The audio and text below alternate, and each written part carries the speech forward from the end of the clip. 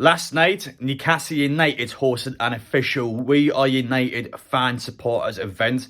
So you guys, if you were lucky in a random ballot, you could have went into St James's Park yesterday and listened from the club directly. So you could have listened from the likes of Eddie Howe, Becky Langley, of course, both of our managers.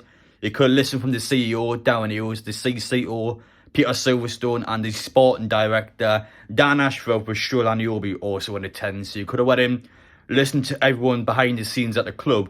The main objective of the event yesterday was actually to hear back from you, the fans. What do the fans want to see from the club? Has the fans got any concerning questions they want to ask the club? Is there any major things they want to know from them? It was a great opportunity of transparency, of course, before the takeover, something that we as fans never had from the club. The point of that being is that people can walk away from it, have any questions on their mind, they can just ask it to the club, and then the club can take away, I guess, a questionnaire or a survey where they can build on what the fans have said in that event. Now, the reason, I guess, why I'm speaking about it now is because I wasn't invited to the event yesterday. None of the content creators were asked to come in unless you were super lucky in the ballot. Which I'm not going to bash the club for, because it's not for me, it's not really a glaring issue, considering the fact that we've got so many injuries in the pitch. We've got a massive Champions League game coming up on Tuesday. But I will say it's a missed opportunity. I mean, why is the club, would you not invite content creators in? For me, I can just kind of walk out from the event. I can just tell you guys straight away exactly everything that's been said in there. And I don't know, maybe I'm just overthinking stuff, but I thought it was a bit odd why you wouldn't invite content creators. But yeah, pretty much I'm here to tell you the major highlights. I've got to rely on other people yesterday and what's actually been said inside. The big one regarding the stadium expansion from Darren Eales, he's put some extra information in there, some big updates in regards to the expansion itself. For me, I don't tend to make many expansion videos, to be honest. I got a sense when people upload videos, sometimes you watch them and it's just recycled stuff, or it's people pretend that they know more than they actually do, when in reality, we're all content creators. We don't understand the stadium architecture, we don't understand how the expansion works. All we can do is report the information we have, which we do. But at the same time, I think some people can pretend to know more than they actually do, which I want to try and stay away from. But yeah, just in regards to me, before we get into things, guys, you can see in the background we have now got the Christmas decorations up in the Pearson household. So if you're in the festive mood, would you mind getting down there and subscribing? Of course, we are heading to France on Sunday. So we've got plenty of Champions League content coming up. Of course, we've got Chelsea on Saturday, so we are nearly back from the international break. We've got plenty of matches coming up, so make sure you hit that subscribe button. We've got loads of content coming out. I've got shorts coming out as well, as I mentioned in a video last week. We're starting to build on them as well. But let me know your thoughts and all that. Put your comments in the description. What do you actually believe about all this stuff I'm going to mention in the video? Quite a lot again, so I'm not going to keep you waiting any longer. Let's get into the major chunky part of the video first, then we talk a bit about the supporters event. Let's get the big news out of the way first. What has Darren Eales said about the stadium expansion last night at the supporters event? Well, I think the big thing to take out of this video before we talk about anything else is the fact that Newcastle has now entered a formal process to expand St James's Park. It's no longer a case of where Newcastle may potentially not expand the stadium, or Newcastle are still unsure. It's now a guarantee that Newcastle are going in for it. They are going to do it. It's just how they can expand it. What can they do? That's the major questions they're taking. But at the minute, they're looking for a world-leading agency that has the potential to do anything with the stadium. They have a blank sheet of paper. They're able to all of a sudden put the designs and the ideas all together just like that. They're looking for the best of the best. The club feels like they can do it, because otherwise they wouldn't be in this position. So as a fan now, yes, I don't know all the ins and outs of a stadium expansion, but I do get the impression that it can be done. It will be done, and it's just a case of Newcastle currently trying to find out the major parts of it.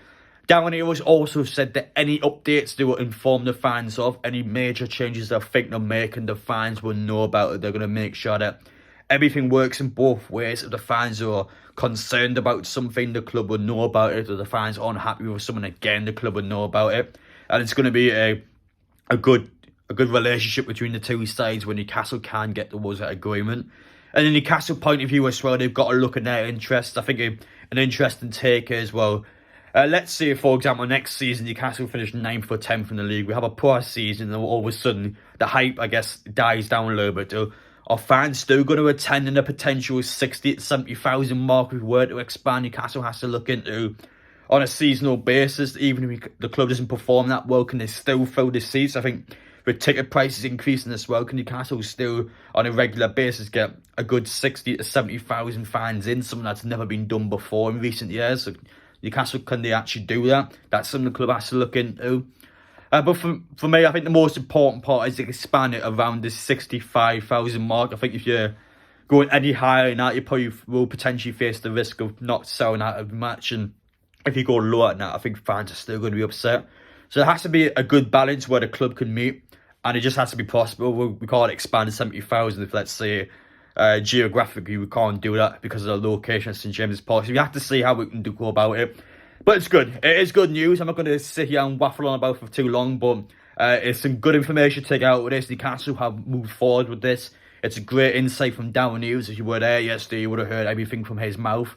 But for me, I tell you now, Newcastle are waiting for a formal approach to this. They're going to do it. It's just, at the minute, they need to get the agency in there. They also need to make sure the fans are clued up on it. It's just putting the pieces now. But they have got the puzzle there. It's just about actually throwing the puzzle in, which is, I think, probably the best way of describing the current situation. As for the rest of the supporters event, I wouldn't say it's anything bigger than the stadium expansion. It's just little minor complaints that I think fans had. Some examples being that a lot of people aren't happy with the ticketing system at the minute, whether that be a ballot for the away matches, whether that be the online website itself, which, I've got to be real, I think the website is crap. I can understand why people are upset with that one. I don't think some people are happy with the £37 membership where you're not guaranteed to get to a home match because of the new balloted system in place.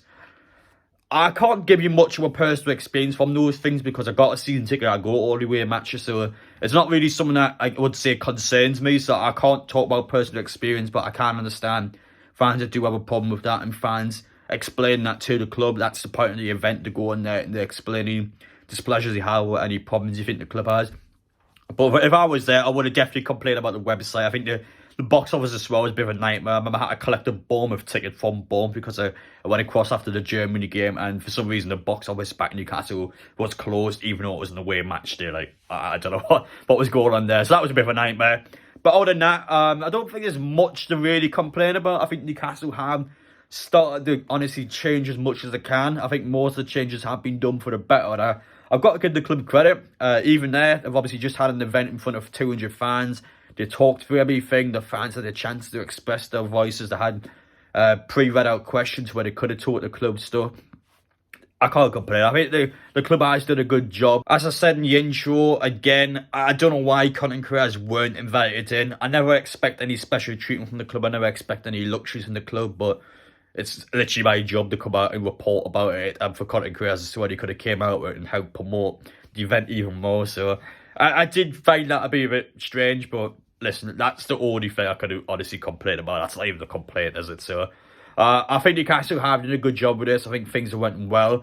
I got a few more things I need to say in general before we finish things up, but with regards to the supporters event, the big thing was the expansion with Darren Eales has added more information on it, and fans now can assure that an expansion is set to take place. Just before we finish things off, I wanted to talk about Jamie Carragher because I seen his comments about Newcastle this morning, and they're questionable. What is this guy on about? So we're going to mention it now because it did actually get quite a big reaction out of me. In case you haven't seen it already, Jamie Carragher believes that Newcastle should not be allowed to sign Ruben Neves on loan due to the fact that Sandro Tonali has been banned for a gambling addiction, and Newcastle should be punished for not knowing that information before signing him. What? What is this guy on about? How is Newcastle ever supposed to know that Tonali's having a gambling addiction? Obviously the players lied to the club. How is Newcastle supposed to know he's lying? It's just, what you want us to do? You want us to go on to Sky Bet? You want us to go to Ladbrokes and check if Tonali hasn't been betting? I don't know what the club's supposed to do. So why you would, I guess, weaponise that against Newcastle? Where let's be fair, it's a real gambling addiction. Why would Newcastle put with this from Carragher? I didn't like this at all, and I think as obviously as a pundit, you kind of can't say stuff like that. It's just typical. All of a sudden, you're a Liverpool pundit as well, former Liverpool player, and he's slagging Newcastle. It's massive coincidence, isn't it? But I hate this about football. I can't stand things like this in football. He's obviously just saying this because it's a disadvantage to Liverpool. Let's say it was a Liverpool player who had a gambling addiction. Would Carragher have said that about Liverpool? No, he wouldn't have. It's a fact. It's Newcastle. I hate this. I hate this massive.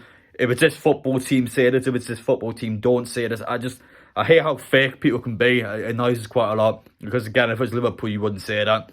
So I wanted to call Carragher out on it because it was such a strange comment. Why would you make that? Obviously, he's a bit bitter that Newcastle have been able to be allowed to loan players from the Saudi League because the Premier League didn't approve of the 12 teams that wanted to change that rule. So, yeah, thought that was a bit strange. Thought I'd mention this video now because that was something I did get a big reaction out of me and I didn't agree with that at all. So yeah, let me know your thoughts on that, guys. Appreciate you all watching. Thank you for your support as always, and I will see you all in the next one.